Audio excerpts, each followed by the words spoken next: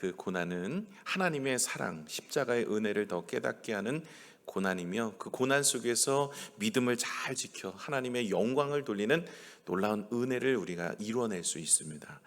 우리가 당하는 여러 가지 일들, 하나님께서는 우리를 통해서 이루실 하늘의 역사를 보여주실 기회라고 생각하시고, 때로는 고난이 오고 어려움이 오고 문제가 있을 때 우리 믿음의 사람들이 더 주님 붙잡고 승리하셔서 살아계신 하나님의 기적을 보여주시는 여러분의 삶과 가정이 되시기를 축복합니다.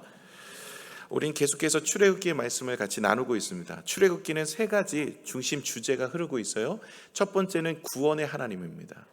이스라엘 백성들을 출애굽하여서 430년간 죽을 수밖에 없는 인생을 구원해 내셨어요. 그래서 자유하도록 하셨습니다. 종으로 그의 인생은 더 이상 자신의 인생이 아니죠. 그렇게 살아가던 인생을 하나님께서 모세를 통해서 이스라엘을 이끌어내셔서 자유인으로 만드신 거예요. 구원의 하나님입니다. 우리에게도 마찬가지입니다. 죄로부터 죽을 수밖에 없는 인생입니다. 여러분, 교회를 왜 다니시냐면 죽음 이후의 삶이 분명히 있기 때문에 그래요. 죽음 이후의 삶은 모든 사람들은 죄를 범하였기 때문에 지옥으로 갈 수밖에 없습니다. 성경에 보시면 두 갈래 길밖에 없대요. 우리가 죽으면 그냥 영원히 잠자는 게 아닙니다. 우리가 죽으면 한 길은 천국으로 가는 길이고 한 길은 지옥으로 가는 길인데, 우리는 아담과 하와로부터 이 원죄, 죄 문제로부터 해방될 수가 없어요. 그 죄가 흘러 내려와서 모든 인생은 다 죽음으로 나아갈 수밖에 없습니다. 죽고 나면 어디로 가요? 지옥 가는 거예요. 그걸 모르고 우리는 살고 있는 거예요. 그리고 끝내는 지옥으로 가게 되어지는 인생인데, 예수 그리스도께서 하나님이 우리를 사랑하셔서 우리의 죄 문제를 해결하시기 위해 이 땅에 오셨어요. 그리고 우리의 죄를 대속하여 십자가에 달려 돌아가셨습니다. 누구든지 믿기만 하면 구원에 이르게 되는 거예요. 영생을 얻는 겁니다. 우리는 죄로 인하여 다 죽을 인생이지만 이제 예수님이 우리를 위해 십자가에 달려 돌아가심으로 인하여 누구든지 그 은혜를 믿기만 하면 천국으로 돌아갈 수 있는 길을 여셨어요. 이 방법은 하나님이 정해 놓으신 방법이에요. 너무 쉽다고요? 여러분, 이 믿음의 길, 그래서 구원에 이르는 길이 너무 쉬운가요? 십자가에 달린 예수 그리스도를 믿으면 구원에 이른다. 아니, 살고 죽는 문제인데 왜 이렇게 쉽게 만들었나? 그래서 사람들은 의아심을 갖게 만들어요. 그런데 만약에 여러분, 만약에 이 구원의 길이 어렵다고, 히말라야 산을 몇 번씩 등반해야만 구원에 이룰 수 있다고 한다면 누가 갈 수 있겠습니까? 정말 그 길은 힘들죠. 구원은요, 남녀노소 누구에게나 믿으려고 하는 마음만 있으면 얻을 수 있는 방법을 주셨어요. 그런데 그렇게 믿으려고 하는 방법이 예수 그리스도의 십자가의 구속의 은혜를 믿는 거예요. 그런데 다 믿지를 않아요. 쉬운데도 안 믿어요. 그래서 그 쉬운데도 믿지 않기 때문에 많은 사람들이 죽음에 처하고 어려움에 처하고 고통 속에 아파하고 있는 것인데 안타깝잖아요. 그래서 많은 목회자들이 또 혹은 선지자들이 혹은 예언자들이 혹은 여러분 같은 믿음의 성도들이 그 사람들에게 복음을 전하여서 죽음 이후의 삶은 분명히 있다. 그분이 우리의 모든 죄를 대속하여 십자가에서 구원하여 주셨다는 것을 선포케 하는 겁니다. 이 이야기가 출애굽기에 흐르는 내용이에요. 이것이 구원의 하나님의 이야기예요. 두 번째가 무엇이냐면 언약의 하나님이에요. 하나님께서는 이제 이스라엘 백성들을 하나님의 백성으로 만드시고 거룩한 나라, 제사장 나라로 만드셔서 하나님이 복을 주시겠대요. 보호하여 주신대요. 은혜를 주신대요. 가나안 땅에 들어가게 하시고 하나님께서 그들을 악한 것들로부터 지켜주신대요. 이런 언약의 백성으로 만들어 주시는 거예요.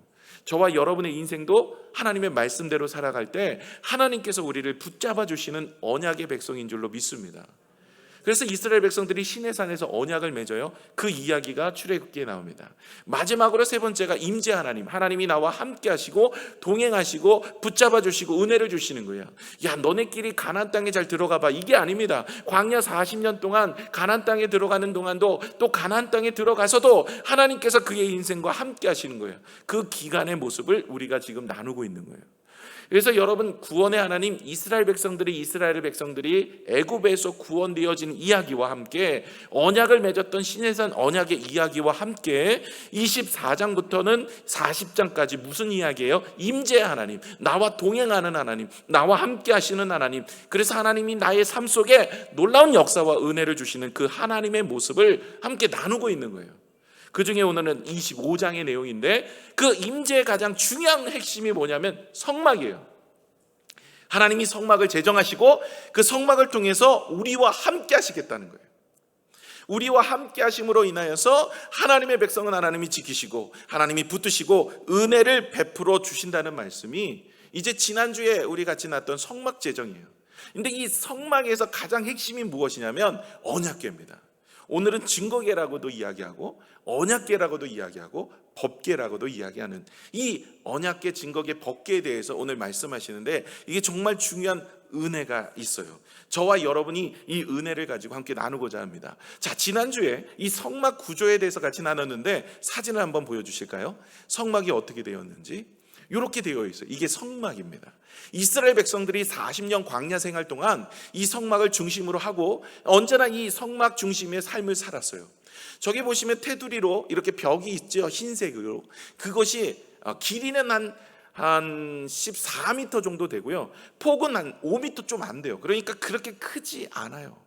우리 교회보다 좀 작아요. 그러니까 이게 크지 않는 것이 이게 성막입니다. 근데 이 성막 안에는 저렇게 번제단도 있고 들어갈 때 물동이도 있고 뭐 여러 가지 있습니다만은 그 안에 저 집이 하나 있죠. 이게 성소예요. 이 성소라고 부르는데 이 성소에는 방이 두 개가 나눠져 있어요. 그 입구 쪽에는 성소라고 부르지만 그 안쪽에 막혀 있는 곳을 지성소라고 부릅니다. 이 지성소는 아무나 못 들어가요. 대제사장만 들어가는데 1년에 한 번 대속죄일만 들어가서 제사를 드리고 나와요. 근데 이 지성소 안에는 무엇이 있냐면 여러분이 아시는 이 법궤, 언약궤, 이 증거궤가 있는 거예요. 그래서 그 법궤 앞에서 이 대제사장이 제사를 드립니다. 다음 사진 보여주실까요? 자, 이렇게 생겼어요. 이게 법궤예요. 오늘 읽었던 10절부터 쭉 나와 있는 이 법궤를 이렇게 만들라 해갖고 만든 게 저거예요. 그래서 저렇게 생겼어요. 궤를 만들고 순금으로 입힙니다. 양쪽에 고리를 만들어서 저렇게 들고 갈 수 있도록 하고요. 저 궤는 절대로 만지면 안 돼요. 만지면 죽어요.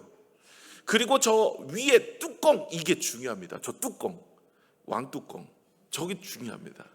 저 뚜껑 위에 이렇게 천사 두 그룹 있죠. 요게 다 표현되어 있는 거예요.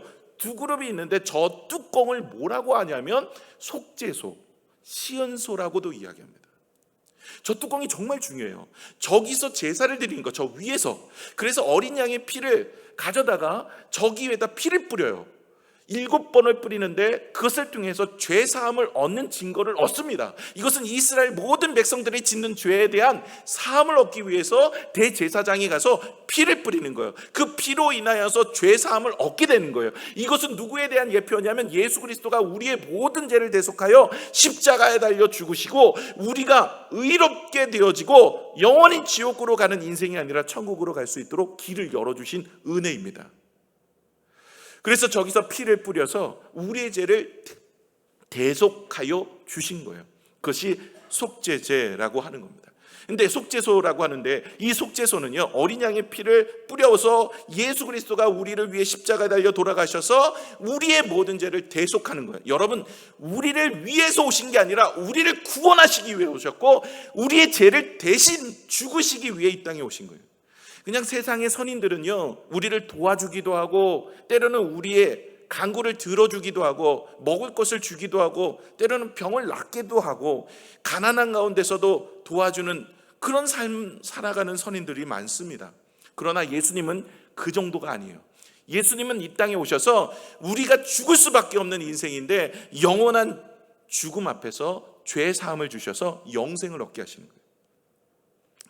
그것이 속죄소라고 하는데 이 속죄소라는 단어가 히브리어로 카포렛입니다. 이 카포렛은 원어가 어디서 오냐면 카발이라는 단어에서 오는데 이 카발은 덮다라는 뜻이에요. 그러니까 속죄소의 의미 자체가 덮는 거예요. 우리의 죄를 덮는 겁니다. 우리가 이제는 더 이상 죄인이 아니라 의인으로 하나님이 주신 축복으로 이제는 의롭다 인침을 받고 영원한 천국에 들어갈 수 있는 하나님과의 관계의 회복이 있는 은혜의 삶을 살아갈 수 있는 거예요. 누구 때문에요? 예수 그리스도로 인하여 우리에게 은혜를 베풀어 주셨다라는 거예요. 그러므로 예수님이 얼마나 큰 은혜입니까? 여러분, 오늘도 이 자리에서 예배를 드리지만 예배를 받을 수 없는 대상을 향해 예배를 드리고 있다. 우리가 기도의 응답을 주실 수 없는 대상을 향해 기도하고 있다고 생각해 보세요. 예배를 드리든 기도를 하든 뭘 얻을 수가 있겠어요? 여러분, 우리는 예배를 드릴 때 하나님이 받으십니다. 우리가 기도하면 하나님이 들으십니다. 이것은 축복입니다. 여러분 오늘도 예배하러 나오셨지만 이 예배를 받으실 수 있는 분이 계시고, 우리가 기도할 때 그 기도를 들으실 수 있는 분이 계시고, 그리고 응답을 주십니다. 이 길을 누가 여셨냐면 예수님이 여셨다는 거예요. 그러니 은혜이죠. 십자가의 죽음으로 우리 죄를 대신하여서. 요한복음 20장 11절에서 12절의 말씀을 한번 읽어볼게요. 시작. 마리아는 무덤 밖에 서서 울고 있더니 울면서 구부려 무덤 안에 들여다보니 흰 옷 입은 두 천사가 예수의 시체 누웠던 곳에 하나는 머리편에 하나는 발편에 앉았더라. 자 보세요. 12절에 예수님께서 이제 무덤에서 부활하셔서 이제 살아 계십니다. 그런데 그 무덤에 예수님의 시체 머리 위에 누가 있어요? 천사 한 분. 밑에는 누가 있어요? 발 쪽에 천사 한 분.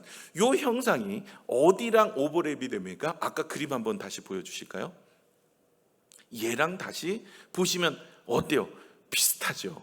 이 모양을 하나님의 부활을 통해서 우리가 이제 새 생명을 얻게 되었다는 것을 요한은 그것을 표현하고 있고, 그뿐만 아니라 그 내용이 성경에 기록되어서 하나님께서는 예수 그리스도로 인하여서 우리가 구원에 이를 것을 예표로 이 언약궤를 바라볼 때마다 메시아신 예수 그리스도가 우리의 모든 죄를 대속하여 주셨다는 것을 깨닫고 은혜 가운데 나아가기를 원하고 있는 겁니다. 구약에서 다윗이 이런 이야기를 해요. 역대상 28장 2절의 말씀입니다. 우리 같이 한번 읽어볼게요. 시작.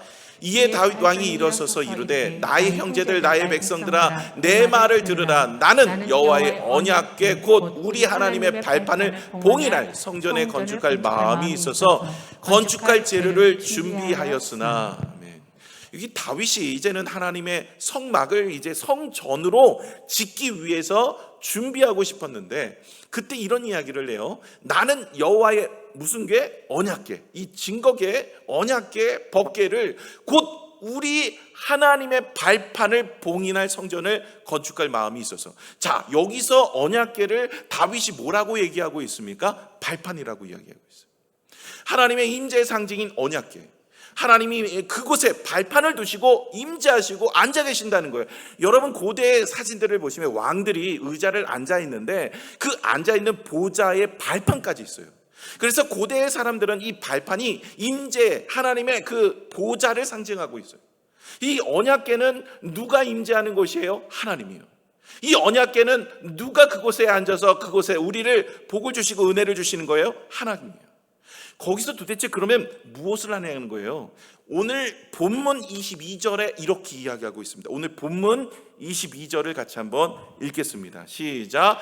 거기서 내가 너와 만나고 속죄소 위에 증거궤 위에 있는 두 그룹 사이에서 내가 이스라엘 자손을 위하여 내게 명령할 모든 일을 내가 내게 이르리라. 아멘. 자 보세요. 이제는 이 속죄소, 그 뚜껑을 속죄소라 그랬죠. 그 그룹 사이에서 제사를 드릴 때 주님께서 뭐예요? 만나주시고, 그리고 그곳에서 우리에게 행할 모든 일을 일러주신다 그랬어요. 다시 말해 우리가 속죄소 앞에서 제사를 드릴 때 하나님이 우리를 만나주시는 거예요. 그리고 하나님께서 행하신 놀라운 일들을 우리에게 일러주시는 거예요. 그 자리가 어디일까요? 오늘 이 자리입니다. 속죄소 앞에서 주님을 예배하고 하나님을 찬미하고 하나님을 증거하고 하나님 앞에 영광을 돌리는 이 자리가 하나님이 우리를 만나는 자리요, 하나님께서 우리에게 일러주셔서 우리의 앞날을 지켜주시고 이끌어주시고 인도하여 주시고 복을 주시는 자리가 오늘 예배 자리인 줄로 믿습니다. 시편 132편 7절의 말씀을 보시면 확실합니다. 우리 같이 한번 읽어보겠습니다. 시작. 우리가 그의 계신 곳으로 들어가서 그의 발등상 앞에 엎드려 예배하리로다. 속죄소가 하나님이 발을 서 계시는 곳인데 그곳에서 발등상 앞에서 엎드려 예배하면 하나님께서 우리를 만나주시고 우리의 인생에 복을 주시며 행할 일들을 일러주시는 가장 소중한 자리가 예배 자리라는 거예요. 벌써 지성소는요 휘장이 찢어졌죠. 예수님 십자가에 달려 돌아가셔서 누구든지 들어가 주님을 만날 수 있는 자리로 만나주셨어요. 그리고 그것에서 예수 그리스도의 보혈의 은혜를 바라보고 믿고 나아가는 자는 하나님의 은혜를 경험하게 됩니다. 그런데 오늘 이 속에 이 법궤 안에 담겨져 있는 내용물이 중요하거든요. 그 내용물을 마음에 품고 살아가는 인생이 하나님 앞에 예배하고 그 예배 가운데 하나님은 만나주시고 그 만남 가운데 하나님께서 행할 일들을 보여주시더라 하는 겁니다. 이 예배가 정말 소중한 거예요. 여러분 오늘 이 자리가 주님 만나러 온 자리인 줄로 믿습니다. 여러분, 만군의 여호와 세상을 통치하고 다스리시는 하나님이세요. 지금도 태풍 힘남노가 올라오고 있습니다. 이 지금 이제 뭐 난리도 아닙니다. 그런데 이것도 주관하시는 분이 누구예요? 하나님이세요. 세상을 주관하시는 분 하나님, 우리의 인생을 주관하시는 하나님, 생사화복을 주관하시는 분이 하나님이에요. 그 하나님을 만난다는 것, 아니 내가 만나고 싶다고 만날 수 있나요? 그런 분들이? 아니, 하나님이 만나는 자리를 만들어 주셨어요. 그러니 얼마나 귀한 자리예요. 예배 자리가 주님 만나는 자리예요. 그러니 주님을 만나고 주님의 음성을 듣고 하나님이 나에게 복을 주시고 행할 일들을 말씀해 주신 이 자리를 여러분 소홀히 여길 수 있나요? 만군의 여호와를 만나는 자리입니다. 하나님이 여러분에게 기회를 열어주신 자리예요. 그런데 이 자리를 소홀히 여기고 시간이 나면 예배드리고 바쁘면 예배드리지 않고 정말 이 자리에 뭐 그냥 그렇게 예배한다면 하나님께서 얼마나 슬퍼하시겠어요. 여러분, 정말 내 믿음이 있다면, 정말 하나님이 나를 만나는 자리라고 믿음이 있다면 정말 예배 자리는 은혜의 자리로 생각할 겁니다. 영상으로 예배 드리시는 분들 많으실 텐데요, 여러분, 영상은 온전한 예배가 아닙니다. 여러분, 성경을 계속 제가 누차 여러분에게 이렇게 풀어드리고 말씀을 드리지만 영상 예배는 온전한 예배가 아닙니다. 그러니까 어쩔 수 없이 아프거나 격리가 되거나 또 사업 때문에 어쩔 수 없는 분들이 할 수 없이 어떻게 안 되잖아요. 그러니까 영상으로 예배를 드릴 수 있지만 내가 자원해서 영상으로 그냥 예배를 드리면 여러분, 은혜가 그곳에 임하지 않습니다. 여러분, 방법이 중요해요. 여러분, 여리고성이 무너지는 건요, 하나님의 방법에 순종했기 때문에 여리고성이 무너진 거지, 사람들이 착각한 것이 뭐냐면 여리고성을 무너뜨리는 방법을 알고 싶다는 거예요. 여러분, 여리고성을 무너뜨린 거 하루에 한 바퀴씩 7바퀴 돌고 무너졌잖아요. 그것은 하나님이 우리에게 말씀하셨던 방법에 순종하였고, 무너뜨린 것은 그 방법이 아니라 하나님이 하신 거예요. 다시 말해, 오늘도 우리가 예배를 드리고 하나님이 주신 축복과 은혜 가운데 살아가는 것은요, 이것은 예배를 드렸다는 게 중요한 것이 아니라 예배를 받으시는 자가 우리에게 복을 주셔야만 되는 겁니다. 그러니 하나님의 방법으로 예배를 드려야죠. 하나님이 원하시는 모습으로. 오늘도 이 궤를 어떤 모습으로요? 하나님이 원하시는 크기까지 정해놓으셨어요. 그리고 거기에 모습이 어때야 될지도 말씀해 주셨어요. 그 가운데 예배를 드리고 그 모습으로 예배를 드릴 때 하나님이 임재를 하시고 복을 주시는 거지, 내 방법대로, 내가 멋대로, 내 생각대로. 그래서 끝내는, 여러분 아는 아론의 두 자녀가 홈리와 비나스 끝내 죽잖아요. 방법이 하나님 방법이 아니라는 거예요. 다른 불을 가져다가 제사 드리고 그냥 마무리된 인생 됐어요. 아무리 아론의 위대한 업적을 가졌던 아들이지만, 그리고 그 아들이 지난주에 같이, 지지난주인가요? 하나님의 목전에 올라가서 함께 모세와 함께 교제하고 나눴던 그 사람들인데, 이름까지도 기록되었던 사람이라 할지라도 다른 불을 가져와 예배해 그냥 죽여버린 거예요, 하나님이. 예표로 말씀해 주시는 거예요. 다른 모습이 아니라 내가 원하는 모습으로 예배하라는 거예요. 그 사람이, 희생양이 그 두 사람이었어요. 우리가 내가 원하는 방식으로 예배해서는 절대 안 됩니다. 그래서 여러분, 하나님의 은혜 가운데서 오늘도 하나님 앞에 예배할 때 주님이 만나시고 우리에게 복을 주시고 은혜를 주신다는 것을 여러분 귀하게 여기시고, 오늘 이 언약궤를 통해서 은혜를 누리시는 여러분 되시기를 부탁을 드립니다. 여기서 바치면 되게 은혜가 되겠죠. 예, 아멘. 여기서 딱 마치고 이제 주기도만 하고 예배를 마치겠습니다. 이러면 얼마나 좋아요. 예배도 짧고, 그렇죠? 은혜가 되는데, 근데 여기서 마치면 안 돼요. 왜냐하면 이 언약궤 안에 들어가 있는 것을 설명을 해야 돼요. 그렇지 않으면 완전하게 이 언약궤를 이해할 수가 없어요.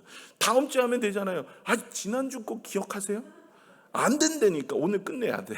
그래서 오늘 한꺼번에 다 은혜를 누리셔야 되는데, 이 안에 들어가 있는 내용물이 중요합니다. 자, 위에 뚜껑이 중요하다 그랬죠. 그 뚜껑이 언약 속죄소라 그랬고, 그것이 시은소라 그랬고, 그것이 하나님의 예수 그리스도의 십자가의 보혈로 우리가 죄 사함을 받고 은혜를 얻는 그런 귀한 자리라고 말씀을 드렸어요. 근데 그 속에 무엇이 들어 있느냐, 사진 한번 보여주실까요?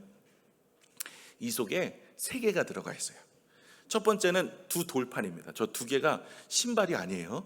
돌판입니다. 예수님, 하나님께서 직접 쓰신 돌판, 언약의 10계명이 저 안에 들어가 있어요.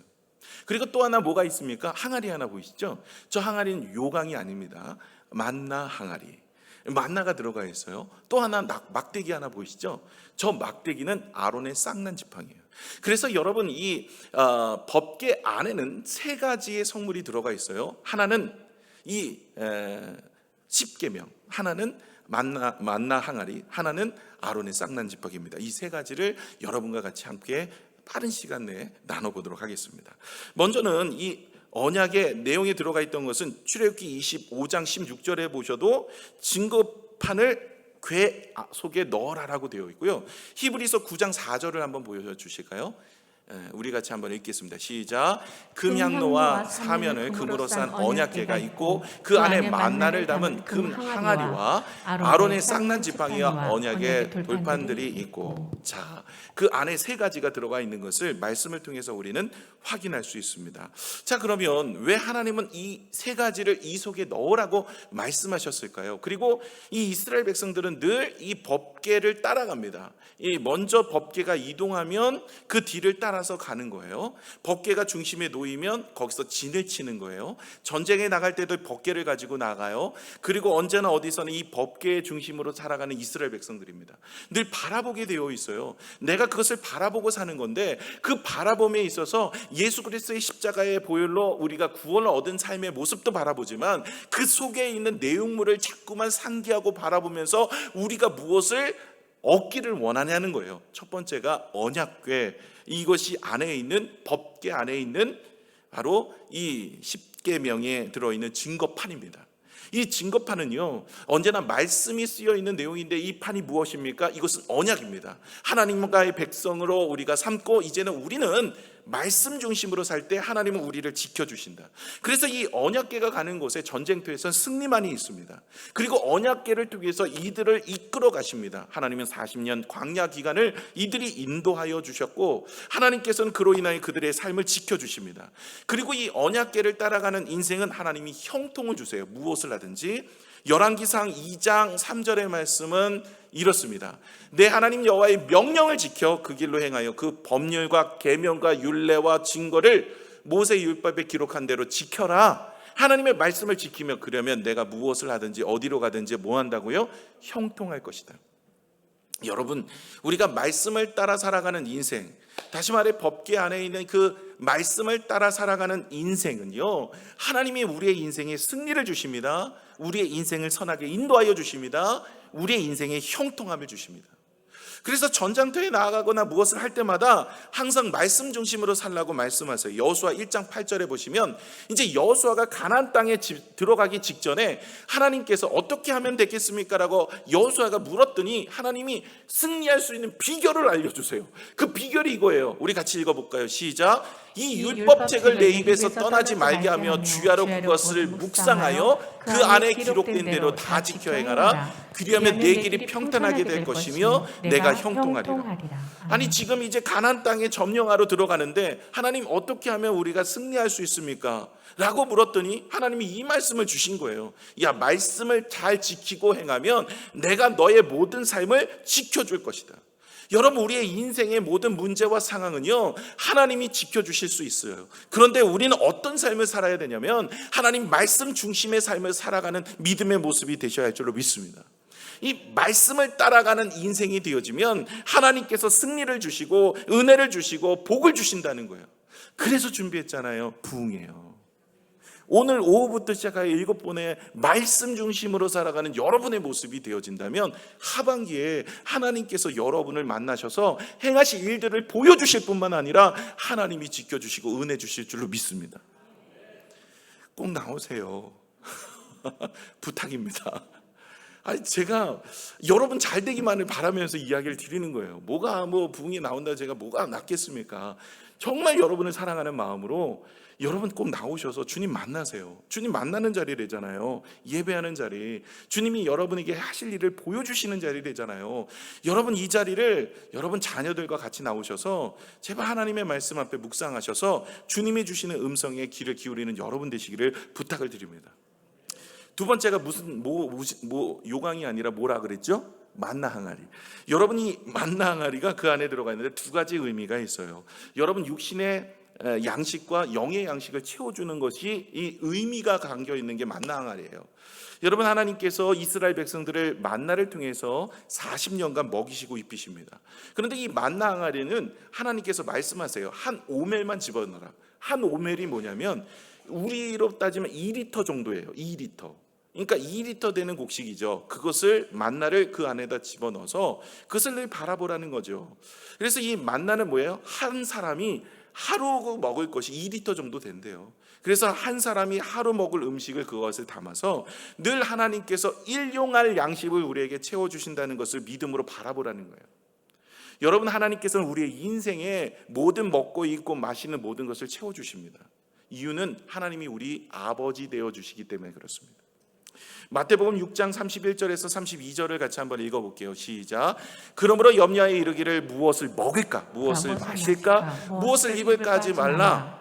이는 다 이방인들이 구하는 것이라. 너희 하늘 아버지께서 이 모든 것이 너희에게 있어야 할 줄을 아시느니라. 아멘.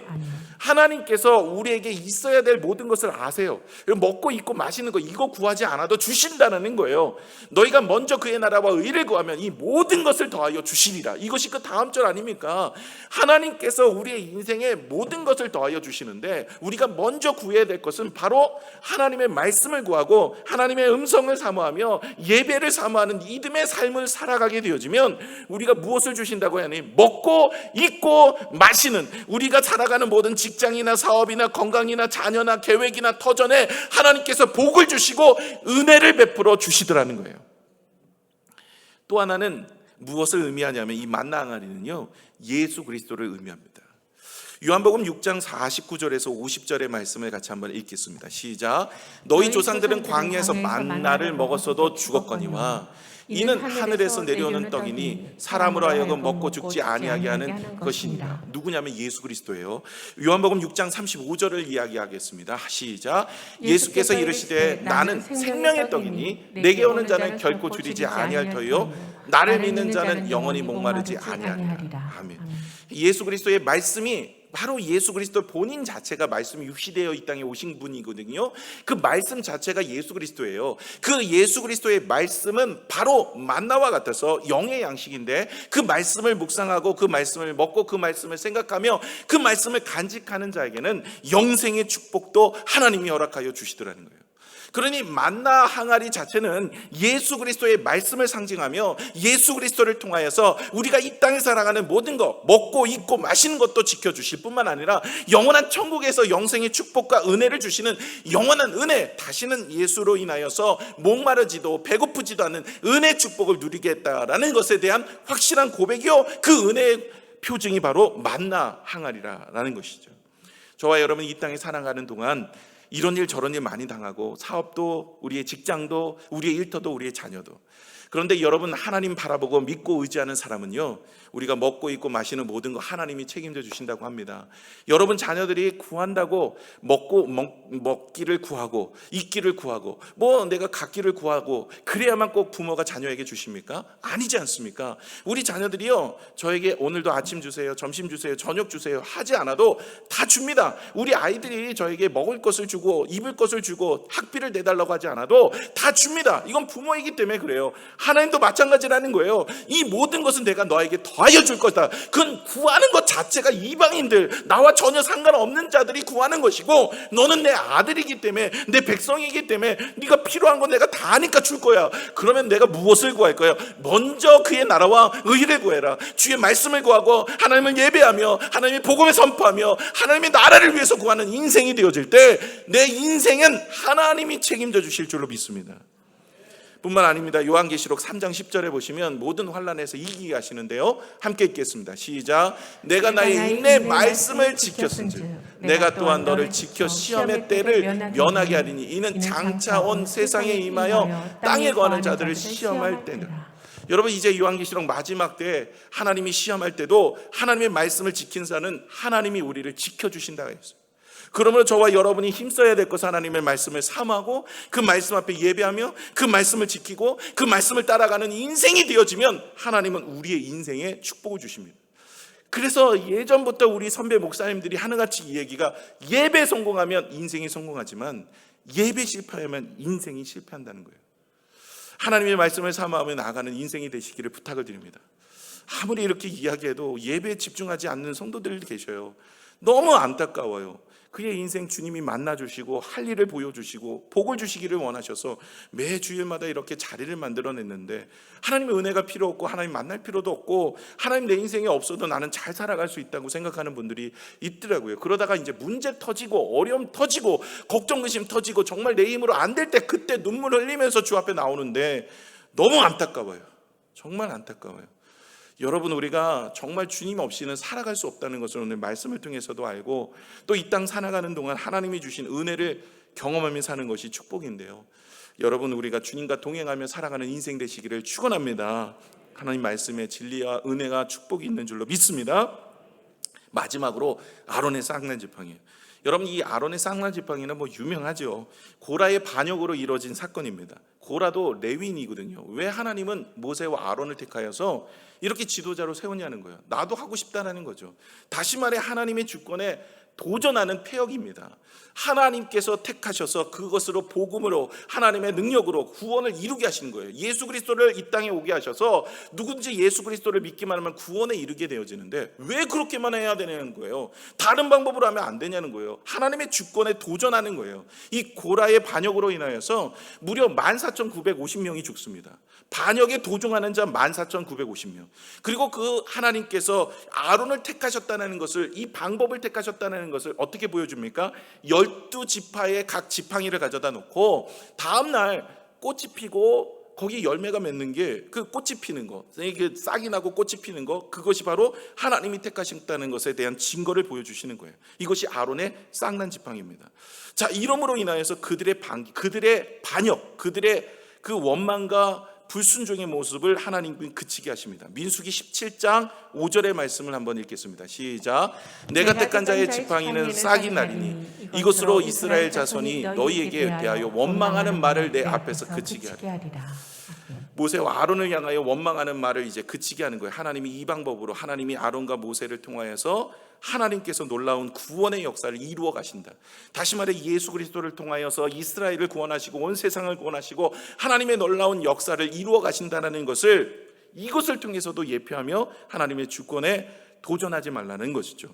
민수기 17장 10절의 말씀도 이것입니다. 읽어보겠습니다. 시작. 여호와께서 또 모세에게 이르시되 아론의 지팡이는 증거궤 앞으로 도로 가져다가 거기 간직하여 반역한 자에 대한 표징이 되게 하여 그들로 내게 대한 원망을 그치고 죽지 않게 할지니라. 아멘. 반역하지 말라는 거예요. 이것으로 인하여서 죽음에 이르지 말라는 겁니다. 자, 무엇에 대한 반역일까요? 여러분이 아론의 쌍난 지팡이는요, 예수 그리스도의 십자가의 예표입니다.